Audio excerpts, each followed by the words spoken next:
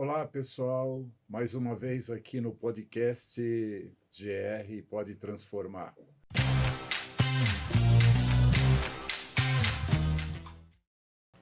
E aí indaguei os fabricantes de componentes, falei, por que a Índia, né? Por que não lança no Brasil, né? Acontece que dentro desse abismo social de 1,5 bilhão, a classe média é maior que a do Brasil. Proporcional, né? Proporcionalmente, né, os 10%, 20% lá que tem dinheiro, né? Sim. Tem lugares da Índia que você pensa que você está na Suíça, entendeu? Então, quer dizer, uma coisa surpreendente. Então, inclusive trouxemos uma janela que foi lançada lá, que é aquela de correr com aquela pressão lateral para você tirar as frestas, né? Sim. Um projeto... Eu apresentei algumas fotos na ocasião que você me mandou, não sei se os espectadores estão lembrados, né? Mas depois a gente vai passar alguma coisa a mais. Então isso foi uma surpresa grande, você vê que fui esperando uma situação e encontrei muita tecnologia, fábrica fascinante, tudo perfeito, sabe? Assim, dentro daquilo que o Ocidente tem de melhor, né? E, ao mesmo tempo, né, você vê uns 80% de situação muito degradante, né? Ou seja, vexar o vão, né? Não importa com o quê, né? Então, foi esse abismo que me chamou muita atenção, né? O processador tem que jogar, tem que configurar o vidro duplo dependendo de onde vai ser colocado. Mas hoje tem soluções do vidro para todos os climas. É interessante, Pablo, porque nós estamos falando em economia de energia e bem-estar, né? Ou seja, um ambiente confortável para se conviver. Nordeste é um calor terrível, né, do lado de fora, e assim, para que se aproveite esse calor guardado dentro, a gente tem uma economia de energia e não é tanto investimento, né? As pessoas se preocupam muito com investimento. Então, seria o caso de fazer realmente um estudo, principalmente porque no Sul nós já poderíamos dizer que não é um número a contento da FENSE. Claro, a FENSE sempre quer participar mais do mercado, mas no sul do Brasil a gente já tem uma boa expressão, a FENSE do sul do Brasil, Paraná, Rio Grande e Santa Catarina, né, Pablo? Sim, em geral, a utilização do vidro duplo começa a ser utilizado nos climas mais frios, porque é muito mais complexo calefaccionar um ambiente que refrigerar. Refrigerar, você somente liga o ar-condicionado e é feito. Então, na região sul do Brasil, que tem climas mais frios, é muito mais sencillo, muito mais aproveitoso isso. Mas não deixemos de lembrar também que falamos das vantagens do vidro duplo em relação ao clima, mas você tem também uma vantagem muito grande em relação ao calor. Não, ao sol, sonido, não? O som. Exato. Em cidades como São Paulo... Acústica, né? Acústica, isso. Cidades como São Paulo, que você tem uma congestionamento muito grande, aeroportos muito elevada, o vidro duplo dá uma solução perfeita. Sem muito papo, sem mais conversas, venham comigo para a feira.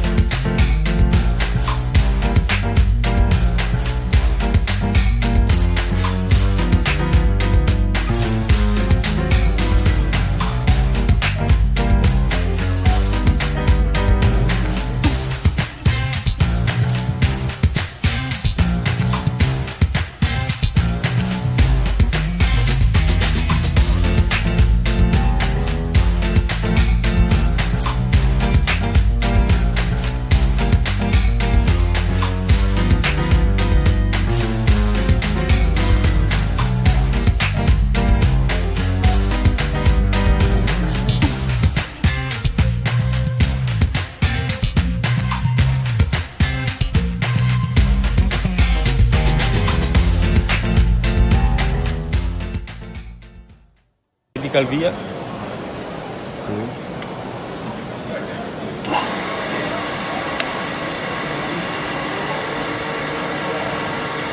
Se ti piace parlare, può parlare che io dopo Ok. vado tradotto.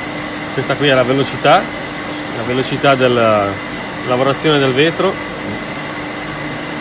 Velocidade di trabalho.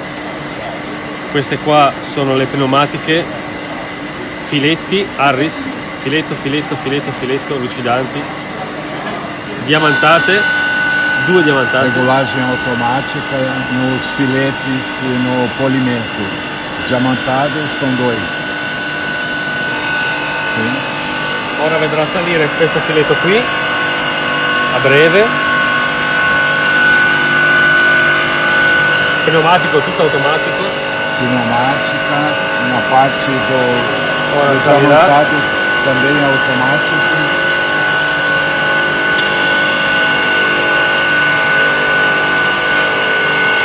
Lucidante e il cerio, Brilho e óxido de sério. filetto lucidante. Filete de brilho. Esse é diamantado, né?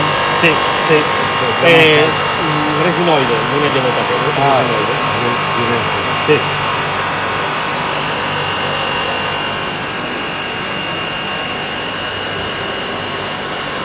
Ok.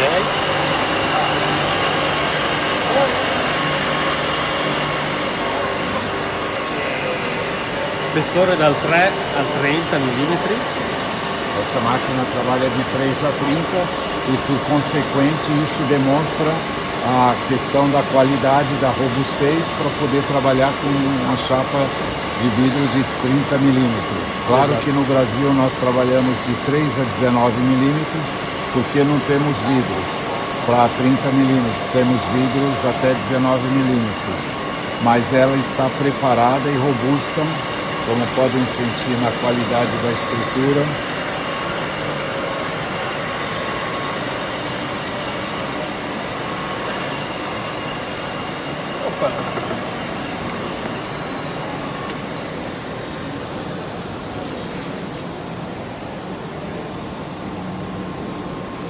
Diamantada, borracha e Cerio. óxido de sério. Esatto. Um acabamento perfeito, lucidante, com brilho. Molto, Essa é molto mais bem. uma máquina da Zafferani que pode estar na sua empresa.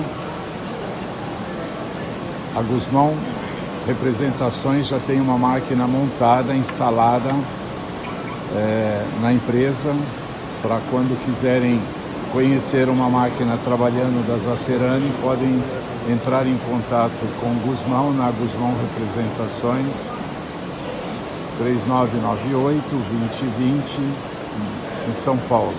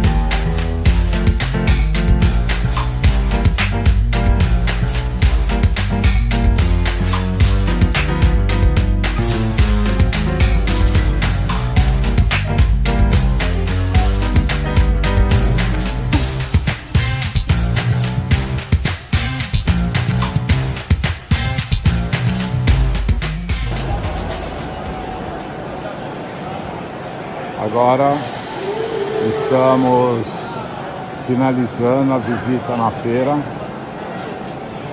Feira Vitrum, na Itália, Milão. Aqui o stand da Tech Glass, ripeto, mi è spiaciuto. stand Fenzi, Tecglass, Alupro, Holtec, o grupo Fenzi. Estamos partindo agora para finalizar a feira. Foi um bom trabalho, mas já tem bem poucas pessoas.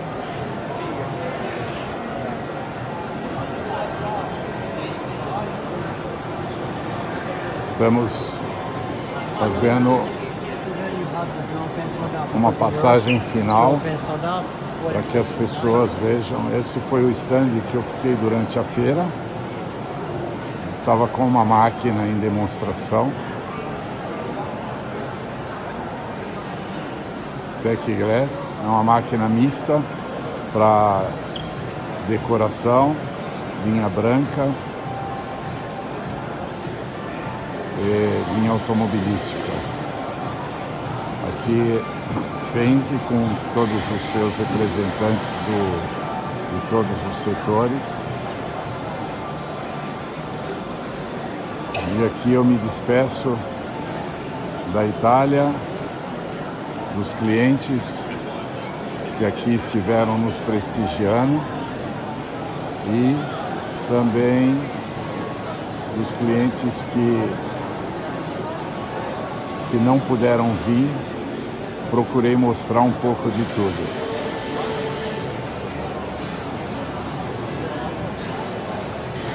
Sempre um prazer estar aqui com os amigos, que eu considero amigos, são os concorrentes também, falando com Adélio Latuada, da empresa Latuada Vidro Máquinas. Estive também nos fabricantes de bolo, Mori Moreschi, RBM. Tivemos os 3 dias na Macotec, na Vismara, fabricante de furadeiras de vidro e fresadora, um fabricante muito bom. Esse é o nosso capo-chefe da Fenzi. E agora vamos aproveitar e mostrar o nosso comercial de Tecglass. Estamos indo para o Brasil e deixando os nossos amigos aqui trabalhando para a gente vender um pouco mais de máquina. Aqui Manuel Listal, nosso diretor aqui Marcos, da Alupro.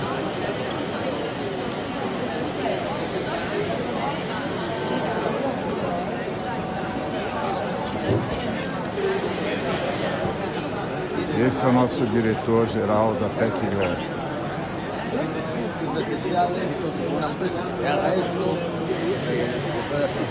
Ao fundo, o Pablo Soifer, da América do Sul, Fenzi, Argentina.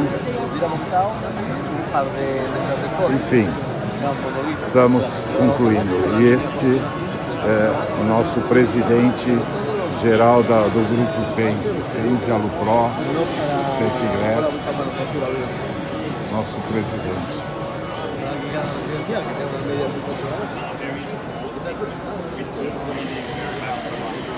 Very standardized damage. Yeah. 5 millones de cuotas.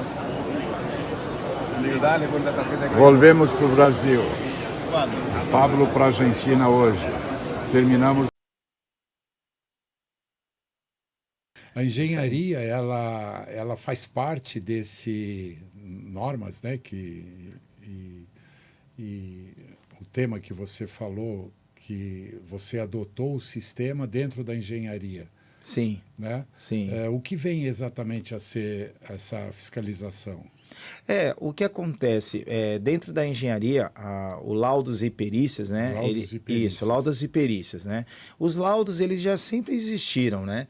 Os laudos nada mais é que uma visita técnica e uma conclusão de uma análise, sendo ela mais aprofundada ou superficial. Tá. Em alguns casos, superficial já resolve, às vezes o cliente não tem o conhecimento, ele tem somente uma dúvida, e aí ele contrata para fazer um laudo para que você, ao olhar, identifique realmente se está perigoso ou não. Aí, dependendo da situação, pelo conhecimento até de um formato de uma fissura ou uma trinca, você consegue classificar o que é fissura, o que é trinca, o que é rachadura. Então, existe uma classificação, né? Então, existem instrumentos para isso também. Nós, lá na empresa, nós temos os fissurômetros, que são réguas, onde já tem o desenho e as suas medidas. A cada medida que você consegue representar, você consegue dizer se aquilo é uma fissura, se é uma trinca, se é uma rachadura. Rachadura é mais claro, né? Você vê que é uma rachadura mesmo. Só que aí depende do formato e o sentido da rachadura é bem interessante. Olha. Você sabe se teve um recalque, né? Então, por exemplo, se eu tenho uma rachadura nesse sentido e esse pedaço ele está descolando, a minha probabilidade que o problema está nessa ponta. Se eu tenho uma rachadura ao contrário, a minha probabilidade que o problema está nessa ponta. Entendi. Então, por quê? É a física, né? Sim, então você, é o estudo, né? Isso, é o estudo. Aí você consegue, olhando, já definir. Outras eu preciso de instrumentos, aí eu tenho diversos instrumentos, aonde eu consigo, a cada especificação, utilizar um tipo de instrumento para dar um certo resultado, para que o cliente saiba, mas aí o que eu devo fazer? Para definir, precisa identificar outras razões, né? Aí consegue definir. Entendi. Trinca tem solução, Tem, Roberto? tem. Porque muitas vezes a trinca é proveniente de um assentamento de terreno e isso é o que mais a gente escuta, Isso, né? é o recalque. É, o recalque. Isso. Então, existe possibilidade de se corrigir uma trinca para que ela não dê continuidade naquela fissura, né? Ou naquela abertura? Existe, inclusive, uma técnica que eu acho, nossa, muito interessante, que chama estaca mega. O que é a estaca mega? É você pegar aquela casa... o senhor lembra quando houve um dos engenheiros mais conhecidos, o professor Maffei, fez uma das torres de Santos voltar no lugar? Sim. Aliás, até essa semana aqui está se falando muito, está até nas mídias, Isso. né? Do assentamento, da inclinação dos prédios ali na região de Santos. Tenho visto, sim, Isso. eu vi essa reportagem. Exatamente. Foi utilizada uma técnica que é a estaca mega, né? Tá. O que é a estaca mega? Você apoia a estrutura existente e aí você começa a colocar alguns tarugos de concreto que foram feitos especificamente para suportar aquela carga e você começa a macaquear. O que vai acontecer? É a lei da resistência, da ação e a reação, né? Que é bem conhecida. Então, quando eu começar a macaquear, o que vai acontecer? Se o meu solo tem menos resistência do que a minha carga, ele vai afundar. Eu ponho mais uma peça, continuo tentando, vai afundar, coloco mais uma peça, uma hora ele vai achar o solo resistente à reação, à ação. E aí ele vai querer reagir. Quando ele quiser reagir, você achou o ponto certo. O que você faz? Acaba de escorar. Então ali você achou o ponto certo. Só que isso que eu estou explicando é uma forma simples de se resolver. E hoje já existem outras técnicas utilizando o metal, o aço, né? Usando... Então, é uma das técnicas utilizadas. Então, para tudo tem uma solução. Porém, é quanto custa e se tem a viabilidade econômica para aquela solução, entendeu? É interessante nessas apresentações que eu tenho visto, né, fotos de edifícios. Aliás, acho que no Fantástico que deve ter aparecido isso, numa reportagem, mostrando a foto, né, e filmagens de edifícios realmente assim com um grau de inclinação bastante significativo, e atrás ou no meio desses prédios muito mais altos, que foram construídos aí, obviamente são mais novos, né? E evidentemente com as técnicas novas ele não vai sofrer a mesma inclinação, porque talvez não foi bem estudado o solo. O solo, isso, para tudo tem uma lei e uma regra. Nas áreas litorâneas, em muitas das áreas, existe uma classificação de profundidade de solo que tem a resistência para suportar a carga que está estipulada pontualmente ali. Em Santos, em algumas áreas, a profundidade mínima é 50 metros de profundidade. E lá foi encontrado fundações com 1,5 m, 2 metros. Então, o senhor imagina o quanto está faltando, né? Puxa vida, para economizar estruturas. Não. o que seria? No caso é porque, ao passar dos anos, as coisas foram sendo estudadas e foram sendo provadas o porquê. Né? Sim. Por que está acontecendo isso? Vamos estudar. Olha, foi a falta de análise do solo. Quando uma pessoa vai fazer uma construção, fica a dica para os nossos ouvintes aí, os nossos espectadores, né? Vai comprar um terreno, vai começar uma construção do zero, né? Tem muita gente que não aceita fazer um teste, que é um teste que nós chamamos de SPT, que é um ensaio que é feito do solo para traçar o perfil geológico. Com esse perfil geológico, você vai conseguir identificar aonde tem água, aonde ela começa, aonde ela termina, qual camada de areia, qual camada de argila, se eu tenho um solo resistente, em que profundidade está esse solo de resistente. Com isso, eu consigo definir qual fundação que eu vou usar. Eu posso economizar na fundação, por exemplo. Eu posso economizar na velocidade do tempo da execução da obra, porque aí eu consigo definir uma fundação mais rápida. Então, assim, as pessoas não querem pagar esse teste. Só que esse teste, ele existe há muitos anos. Só que naquela época, ele não era muito acessível, falta de equipamentos e tudo mais. Então, muito provavelmente, fazia uma análise superficial ali do solo, fazia uma escavação, pegava aquele solo e falava, não, vamos usar essa tecnologia aqui, essa técnica de fundação. Não tinha muito recurso, então para a época era aquilo que tinha, entendeu? O Alexandre também está aqui, né, Alexandre, nos visitando, e eu gostaria que você falasse um pouco também da tua atuação aí nas feiras. Legal. Obrigado pela oportunidade, Guzmão. Prazer estar aqui com você e poder retribuir um pouquinho do tanto que você nos dá, né? Eu estou na Nuremberg desde a sua chegada, em 2009. Eu fiz essa transição com o JP. O JP estava partindo por um novo desafio e eu estava chegando dos Estados Unidos, né? E vim para esse desafio. Uma das feiras muito importante da casa, a FCE Pharma, eu tive a honra de participar desde a primeira edição, então aí são mais aí de 20 anos. Okay. E na época eu fui escolhido pela nossa antiga gestora, deve todo mundo lembrar muito bem dela, a Lígia Amorim, né? Dureza, quantas reuniões, dureza, né? Que dureza. Meu Deus!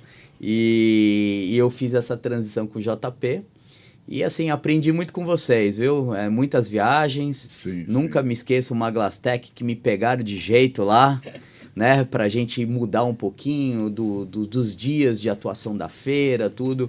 Então você também foi uma figura muito importante para mim aí, para eu entender sobre esse mercado que é tão apaixonante, que é o mercado de vidro. A experiência é de vocês, né? A gente faz parte desse contexto, né? E aproveitando falar dessas feiras, ainda dando continuidade contigo, né? A Vitrum, na sua opinião, que a gente faz? A gente fala que é o segundo maior feira do mundo, ou sei lá, né? Mas como que fica a Vitrum? Olha, uma boa pergunta, né, Bia? Quem não gosta de ir lá para Milão, passar uns dias, encontrar os amigos, tomar um aperol, né? Isso, é verdade. Mas a Vitrum, a primeira edição, a primeira visita que eu fiz à Vitrum foi em 2009, né? O JP já tinha ido antes que eu, a Bia também. Tive o prazer de ir com a Bia, acho que 2009 ou 2011 a gente foi, não me lembro. E eram 7 halls. E esse ano, mais uma vez, a gente se encontrou lá e um hall. Pois é. Né? Com então, grandes corredores, né? Com grandes corredores. Impressionante. Né? Fico feliz, por um lado, que a gente se aproximou tanto desse mercado lá na Itália, que nós estamos ali sinalizados como um key players do mercado, né? Sim. Uma parceria a gente tem ali com a GIMAV, que é a associação proprietária do evento, organizadora. E ela é perseverante, né? Porque ela que tem insistido, eu tenho acompanhado desde a época lá da Cinzia, né? Como presidente, que era a diretora lá da Schiatti Angelo. Então, realmente é uma perseverança, insistência para que aconteça. Ela tem feito, né, a GIMA, no contexto geral, tem feito bastante para que ela não desapareça, porque ali é o quintal dos fabricantes de Exato. máquinas italianas, né? Exato. Tão próximos, né? Muito acesso, né, JP? A gente costuma brincar aqui na Glass, né? A gente tem lá o pavilhão italiano e acho que é a cereja do nosso bolo ali, do pavilhão de tecnologia, Sim, né? sim. O pessoal vem para ver as Ferraris ali desse mercado, né? Isso, é ver as verdade. máquinas funcionando e tudo mais. Essa parceria continua cada vez mais próspera, vamos dizer assim, né? Tem os desafios de mercado que a gente conhece muito bem, já teve anos de glória, Sim, né? sim. Você pensar na edição lá de 2010, antes de Pois é. Copa, Olimpíadas, nossa, foi um dos Estandes, maiores pavilhões, né? fabricantes que ocupavam o stand inteiro, né? Exato. Um fabricante ocupava o stand inteiro, né? Exatamente. Sem querer citar nomes, né? Tinha participantes ali, fabricantes, que levavam de funcionário 200 funcionários. Verdade. Que eu tive a oportunidade de ter essa informação. 200 funcionários, entre a maioria técnicos, apresentando as máquinas. Verdade, Que coisa, né? verdade. Impressionante. Então a Vitrum hoje ela é menor do que a Glass, né? Hoje, como o JP mesmo falou, a Glass nas Américas, hoje nós somos a número 1. Né? Hoje eu entendo que a gente está atrás da GlassTech, que é a grande referência, Claro, né? E a China Glass. Eu acredito que ali também a gente mistura muito, né? Sim. Tem vários segmentos. Vários dentro, segmentos, tudo. Sim. Mas logo depois disso vemos nós, né? Legal. Então isso aí.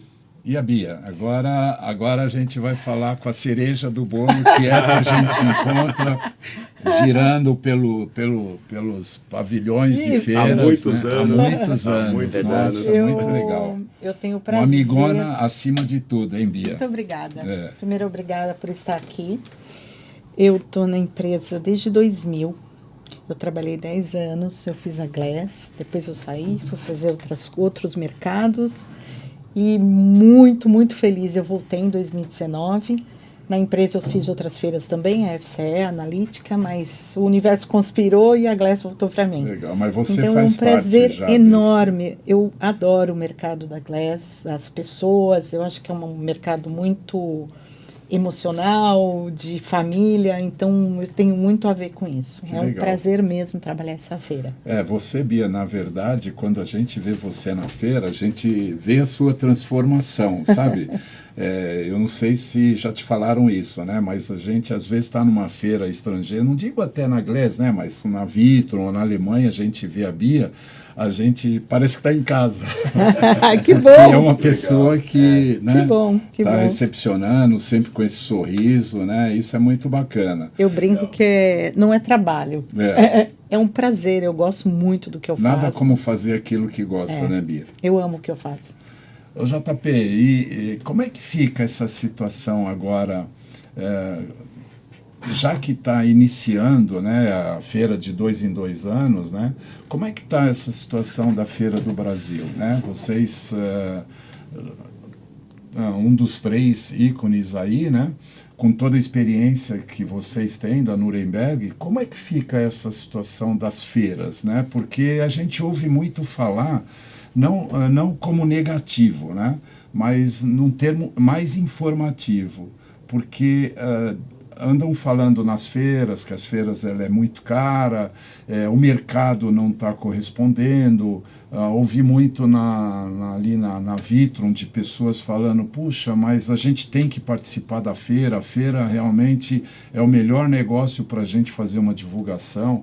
Para nós, para a América do Sul, para a Vitrum, para a Europa, da Alemanha para o mundo, né? Porque a da Alemanha, na verdade, é para o mundo, né? E a gente nunca... Tanto é que muitos estão deixando de participar da Vitrum, estou falando como visitantes, né, nossos clientes, né, da Vitrum, mas não deixam de participar da GlassTech, porque a GlassTech é ampla, né, ela tem vários segmentos do vidro dentro da feira. O que você pode falar para nós dessa situação tão preocupante, né? Porque ela é a nossa vitrine, né? Do expositor, né? Legal, boa pergunta. A gente internamente enxerga o evento Glass South America, assim como outros que a gente organiza aqui no país, como um produto que necessariamente tem que dar resultado para as empresas que investem conosco. Não tem outro caminho. Se você investe X reais, a gente tem uma missão, né, de trazer resultado financeiro. É assim que a gente gosta trazer de o público, né? Trazer o público comprador. Comprador, o público qualificado vai com interesse de compra. Obviamente, nem sempre a gente consegue fazer com que o processo seja finalizado no evento, porque são processos demorados. Sim. Né? Entender a tecnologia, visitas de técnicos, enfim. É um processo de médio prazo, de curto a médio prazo, até o fechamento, por exemplo, de uma máquina. Mas o nosso papel como organizadores, né, e de novo, isso vale para todos os nossos eventos, é levar o público qualificado para fazer negócio. Né? Então é assim que a gente gosta de enxergar, é assim que a gente gosta de trabalhar. Para isso acontecer, obviamente, como você deve imaginar, tem uma série de passos que tem que ser seguidos. Né? Por exemplo, não é somente trazer as principais soluções, leia-se, né, os principais expositores para dentro de uma estrutura física. Não é só isso. Você precisa também gerar um atrativo. E muitas vezes esse atrativo é através de conhecimento, através de conteúdo, através de experiências dentro da feira. Que aí a ideia é que o profissional, quando ele vai olhar uma comunicação da Glass, se credencie, venha visitar, ele vai olhar e vai falar, quem que está lá? Ele olha os expositores, ele olha a lista de expositores, o que tem de solução, o que tem de novidade, o que eu vou aprender nesse evento. Né? E um outro ingrediente muito importante é a geração de conforto, né? Porque o nosso negócio está muito alinhado à hospitalidade. Como eu recebo esse profissional dentro do evento? Tem que ter um carinho, um cuidado verdadeiro para receber essas pessoas dentro dos nossos eventos. Né? Então esse olhar, a soma desses ingredientes é que fazem um evento ser de sucesso. E esse nome pode transformar realmente quando a gente começa a saber das histórias das pessoas, né? A história transforma a vida de uma forma impressionante. Sim, né? sim. E todo mundo tem uma história que transforma a vida de alguém, né? Seja ela positiva ou seja ela negativa, todo mundo tem uma história. É verdade. Que impacta. E principalmente quando, aqui, principalmente no estúdio, né, que a gente vê quantas empresas abrem e faz uma transformação, como foi o caso do estúdio lá, né, do Túlio aqui, que teve que transformar a vida dele. Muitas coisas também transformaram a minha vida para que eu tivesse, graças a Deus, o sucesso que a Guzmão Vidros tem nesses 42 anos aí que impactaram, né?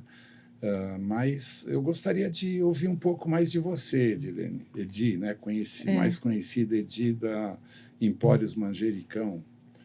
Eu vou começar contando um pouco da minha história, né? Como que eu cheguei na alimentação natural. Eu sempre gostei de me alimentar bem, eu acho que tem uma coisa muito de raiz, né? Os meus avós eram aqueles que criavam galinha no quintal, plantava tudo e a gente tirava da terra. Então, eu sempre aprendi a ter uma alimentação saudável. E aí, ao longo da vida, e eu sempre tive essa preocupação, né? Eu nunca fui de comer besteira, comer porcaria. E quando os meus filhos nasceram, eu me senti numa grande responsabilidade de gerar um ser dentro de mim. E eu falava assim, eu sou 100% responsável por esse bebê que está aqui dentro. Eu não posso colocar qualquer coisa dentro do meu corpo. Eu preciso que esse bebê tenha a melhor alimentação possível. A gente está falando isso, meu filho está com 28 anos. Há quase 30 anos atrás, a gente não tinha informação. Você não tinha conteúdo, né? O máximo que a gente tinha aí era uma revista da Editora Abril, um jornal, não existia internet. Mas eu sabia, até intuitivamente, que frutas, verduras e legumes eram saudáveis. Era o básico. Então, eu tive essa grande preocupação porque eu queria ter uma criança, um bebê extremamente saudável e, mais do que saudável, eu me sentia muito responsável por alimentar aquela criança. Depois veio a questão da alimentação de bebê e eu também continuava me sentindo responsável por ele. Eu falava, não posso dar, né? Eu só posso dar aí frutas, verduras e legumes. E aí fui introduzindo aí alimentação, o mais saudável dentro daquilo que eu conhecia na época. Meus filhos comeram alimentos não saudáveis? Comeram, porque eu não tinha informação. Né? A gente não sabia. E naquela época, né, era muito restrito esse tipo de informação. Sim, né? não tinha. E os pais da gente davam para nós aquilo que tinha na terra. Exatamente, mesmo, né? o que tinha na terra. Que foi assim que eu fui criada, né? Morava numa casa com quintal imenso, então tudo era plantado ali. De lá a gente tirava parte da alimentação. Apesar Eu sou de de São tudo, Paulo. desculpa te interromper, mas isso também era qualidade de vida naquela época. Muito, Porque nós não muito. tínhamos toda essa muito. gordura, os sanduíches, Exatamente. McDonald's, e, enfim, Não né? existia, pão era feito em casa, né? Eu Isso. lembro que, assim, você tinha um refrigerante quando era a compra do mês, né, que, sei lá, os seus pais iam lá e comprava um refrigerante que era aquilo que você tomava um mês só. Uma única vez no mês. Não existia, né? Não existia por uma questão social. Eu venho de uma família muito simples. E não existia porque você não tinha condições de comprar mesmo. Então, você se alimentava daquilo que vinha da terra. Então, tudo era produzido, né? Eu lembro até hoje, eu era pequenininha, assim. Eu sempre fui pequena, né? Não cresci até hoje. Mas minha avó toda quinta-feira fazia polenta. E ela fazia o próprio molho de tomate. E eu lembro eu pequenininha encostada na pia esperando o meu copo de suco de tomate. Porque eu ganhava um copo de suco de tomate toda quinta-feira quando eu tinha a polenta em casa. Olha só. Até hoje eu faço meu próprio Legal molho de de ver. tomate, E toda vez que eu bato o suco de tomate, eu separo ali um copinho do tomate para tomar o suco, porque aquilo traz uma memória afetiva. afetiva, né? E a Olha alimentação só. tem muito a ver com memória afetiva, né? Bom, aí tive meu filho, depois tive o segundo filho. Meu segundo filho já nasceu aí um pouco na era da internet, a gente já tinha um pouco mais de informação. Num determinado momento eu era publicitária, e o Túlio sabe disso, né? O mercado publicitário é um mercado muito tenso, né, para se trabalhar. E eu tinha um desgaste muito grande emocional no mercado publicitário. Eram 12, 13, 14, 15 horas, noites, finais de semana trabalhando. E eu resolvi ir praticar yoga e meditação para poder ter um equilíbrio emocional para continuar trabalhando no mercado publicitário. Eu não me via trabalhando em outro mercado que não fosse publicitário. E aí, com a yoga, a minha professora de yoga falava assim: tenta parar de comer carne, porque você vai ver a resposta que o seu corpo vai dar quando você tirar a carne da sua alimentação. Que coisa, né? Olha. Prazer estar aqui, tá? Primeiramente, eu gostaria de agradecer você já presenteando. Não sei se o senhor é um bebedor de vinho, mas... Nossa, poxa, vou montar uma adega agora, viu? Porque realmente, agora com esse... A gente tem que começar já quebrando o gelo, fala sério. É verdade. Tem aí um bonezinho da Potenza. Esse final de semana aqui eu estava navegando e tinha um barco dessa cor aqui, tudo era a cor dele, o boné, tudo. Muito interessante, laranja, legal. Vamos... Oi? Olha só, hein, pessoal, olha só. Olha, deve ser um vinho muito saboroso. Vamos ver a uva, Patagônia Argentina, um blend. Isso. Muito obrigado à Potência. E um bonezinho, olha, que chique, hein? Olha, pessoal. E eu sou usuário de boné, né? Porque diz que quem usou muito boné fica sem cabelo. E é verdade. Usou boné, o cabelo cai, viu? Atenção, hein? Obrigado, viu? Obrigado a vocês. E a gente que agradece a oportunidade aí de estar batendo esse papo, acrescentando, né, ao nosso conhecimento todo com relação ao mercado de vocês, e a gente passar um pouquinho só de experiência que nós temos, né? Tentando aí colocar de uma forma clara e sem escrúpulos nenhum a nossa passagem de vida, né? Porque o mercado de esquadria hoje, ele é praticamente hereditário. Então, foi o meu pai o precursor disso, o senhor Almeida, que está nos assistindo. Eu conheço ele, não assim, não tenho visitado a empresa, mas eu tive a oportunidade uma vez de conhecê-lo. Perfeito. Seu Carlos Almeida, que é o precursor disso, é comum no mercado brasileiro de esquadrias ser uma empresa familiar, né? A maioria delas são. E depois que você está dentro do alumínio, você não sai mais, né? No vidro dizem que quem se corta com vidro nunca sai do vidro. O alumínio não é cortar, né? O que seria, Daniel? Aí é montagem, né? É montagem. Sempre uma novidade para aprender nas histórias. Gostaria, se você me dá licença, falar um pouco a respeito da inteligência financeira que uma consultoria financeira traz. Nós estamos aqui, vamos dizer, quase no final do ano, né? Nós temos praticamente 2 meses para o final do ano. E uma das preocupações agora dos empresários nesse período eu vou ter caixa para pagar o 13º? Sim. Eu vou ter caixa para pagar as férias dos funcionários? Porque é tudo em 2 vezes, né, Evanilda? 2 vezes, mas não é nem isso. O empresário trabalha o ano inteiro. Quando chega novembro, ele já está preocupado. Por quê? Porque ele não fez um planejamento financeiro, ele não usou uma inteligência financeira antes. Então, isso porque às vezes a pessoa pensa assim, nossa, o consultor financeiro vai chegar aqui e vai falar para eu cortar tudo, economizar, cortar gasto. Não é exatamente isso. Um consultor financeiro vai sentar, estou trazendo para a empresa, certo? Sim, claro, sempre para a empresa. Vai olhar a empresa como um negócio que foi aberto para ter sucesso. E uma da parte importantíssima da empresa é o dinheiro. Então não dá para você trabalhar sem pensar no caixa. Como é que você trabalha com caixa? O caixa é o pulmão da empresa. Se a empresa não tem caixa, não respira. E como é que vai fazer negócio sem respiração?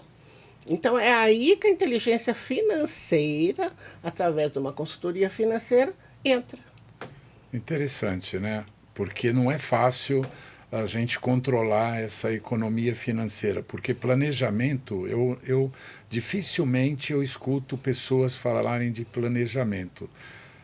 Pelas suas consultorias, você tem visto muita gente falando em planejamento ou você também se surpreende quando você presta um serviço de consultoria para uma empresa, Evanilda? Olha, as coisas têm mudado agora.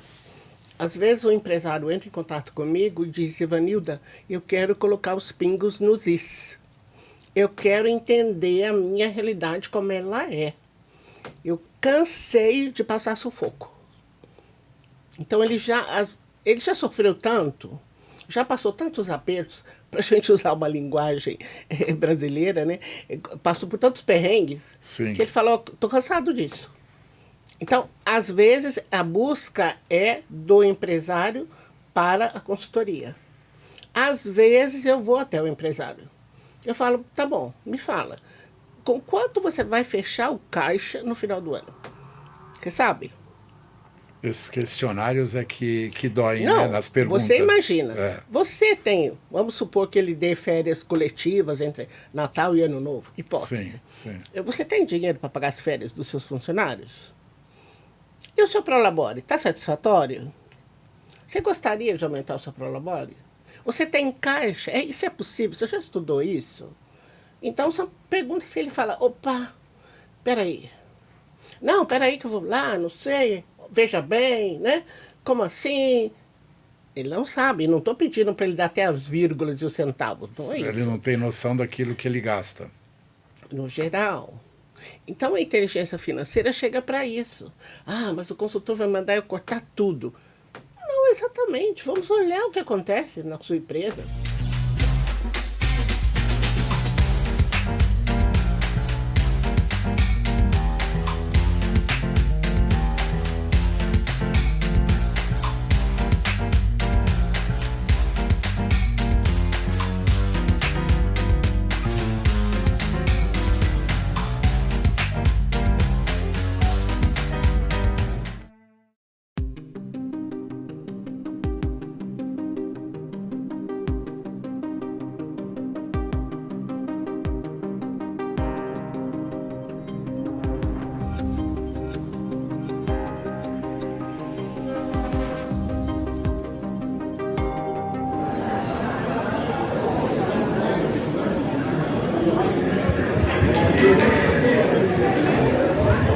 Boa noite a todos. Muito obrigado por terem vindo prestigiar o nosso empreendimento. O Skyglass Canela, sempre gostei do nome de operação e é muito engraçado, assim, o equipamento virou um atrativo mundial. Tem gente do estrangeiro e muita gente por causa desse equipamento. É uma obra de engenharia fantástica. feito de tecnologia brasileira, feito por brasileiros, com peças, com vídeo, com outras peças, que foram fabricadas por empresas brasileiras. Olha o orgulho nosso, lá fora, em revistas especializadas, que já pode acompanhar junto. Falando, olha, lá no Brasil não se é maluco, lá não é um jeito que não ensina. E esse empreendimento foi o primeiro. Nós já temos novidades. No máximo, já abre a segunda escalada do Brasil. E é a única,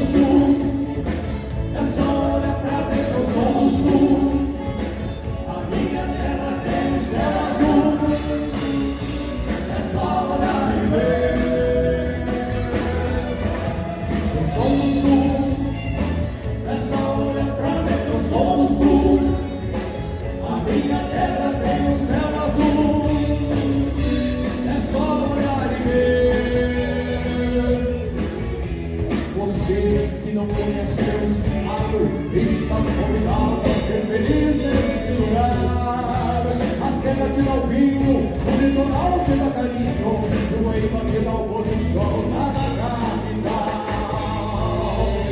Eu sou do sul, é só olhar pra ver que eu sou do sul. A minha terra tem o céu azul, é só olhar e ver. Eu sou do sul, é só olhar pra ver que eu sou do sul. A minha terra tem o céu azul, é só olhar e ver.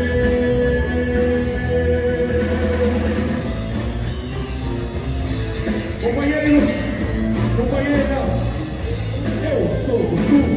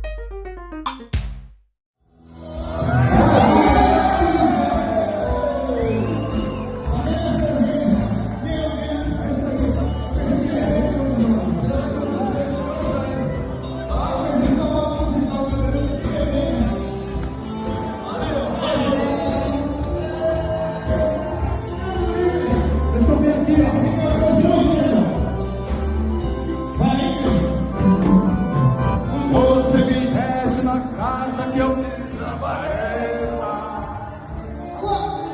Eu nunca mais procuro na certeza. Só para beber seu tiro. Mas esquecer bobagem é tempo perdido. Você está chegando para agora, vai.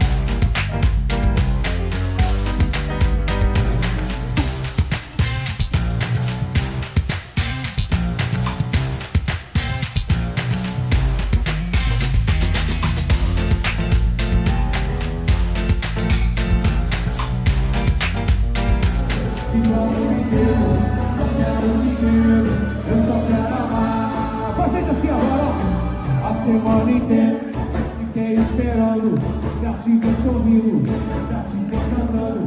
Quando a gente ama, não pensa em dinheiro. Só se quer,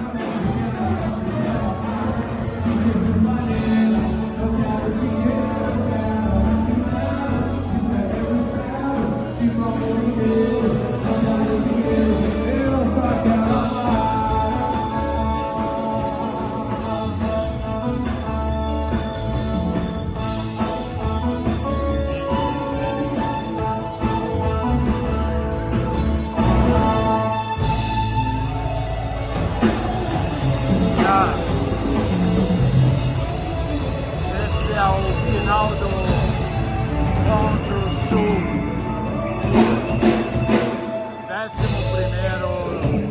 Não podemos ir embora devendo, né? A gente está devendo a Macarena. Quem é que pediu a Macarena aí?